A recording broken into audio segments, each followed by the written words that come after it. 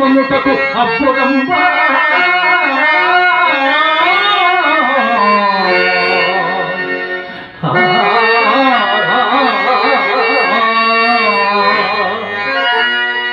అట్లయినా నీ అదృష్టం చేతనే లభించినదంట. పోయేవానికి రామచులకలాగా. సరే, నీ పేరు తెలుపు. నా అదృష్టము చేతనే లభించినదయ్యా. నేను హరిశ్చంద్రుడను. మరి ఆమెను ఈమె నా భార్య చంద్రమతయ్యా. చంద్రమతి విశ్వామిత్రుడి అప్పుపడి అడిగినాడు నువ్వేనంటయ్యా? అవును మహాత్మా. ఆ తపోదుడైన ఆమునికి నీ వెంట రుణపడి నా రాజ్య సర్వస్వము అతనికి